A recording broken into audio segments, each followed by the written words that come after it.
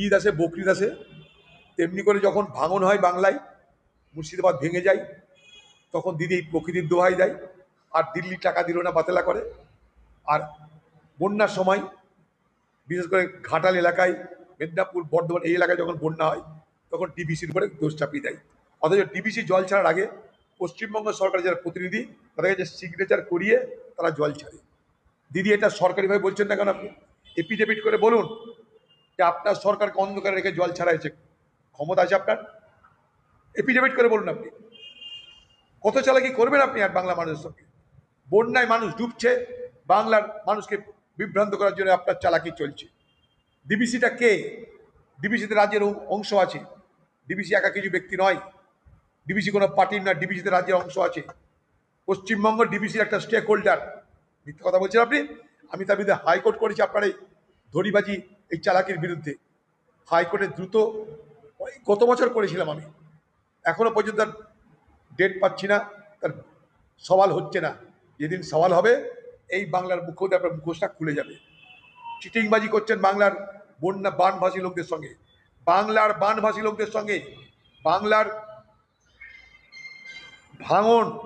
ভাঙনের জন্য যে মুর্শিদাবাদ, মালদার যে সমস্ত মানুষের সব কিছু হারিয়ে গেল, তাদের সঙ্গে আপনি চালাকি করছেন, চিটিংবাজি করছেন। ঈদ আসে, বকরিদ আসে, তেমনি করে যখন ভাঙন হয় বাংলায়, মুর্শিদাবাদ ভেঙে যায়, তখন দিদি এই প্রকৃতির দোহাই দেয়। আর দিল্লি টাকা দিল না, বাতেলা করে। আর বন্যার সময় বিশেষ করে ঘাটাল এলাকায়, মেদিনীপুর, বর্ধমান এই এলাকায় যখন বন্যা হয়, তখন ডিবিসির উপরে দোষ চাপিয়ে দেয়। অথচ ডিবিসি জল ছাড়ার আগে পশ্চিমবঙ্গ সরকারের যারা প্রতিনিধি, তাদের কাছে সিগনেচার করিয়ে তারা জল ছাড়ে। দিদি এটা সরকারিভাবে বলছেন না কেন? আপনি এপিডেভিট করে বলুন যে আপনার সরকারকে অন্ধকারে রেখে জল ছাড়াইছে। ক্ষমতা আছে আপনার, এপিডেভিট করে বলুন। আপনি কত চালাকি করবেন আপনি আর বাংলা মানুষের সঙ্গে? বন্যায় মানুষ ডুবছে, বাংলার মানুষকে বিভ্রান্ত করার জন্য আপনার চালাকি চলছে। ডিবিসিটা কে? ডিবিসিতে রাজ্যের অংশ আছে। ডিবিসি একা কিছু ব্যক্তি নয়, ডিবিসি কোনো পার্টির না, ডিবিসিতে রাজ্যের অংশ আছে। পশ্চিমবঙ্গ ডিবিসির একটা স্টেক হোল্ডার। মিথ্যে কথা বলছেন আপনি।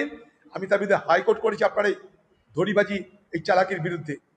হাইকোর্টে দ্রুত গত বছর করেছিলাম আমি, এখনো পর্যন্ত ডেট পাচ্ছি না, তার সওয়াল হচ্ছে না।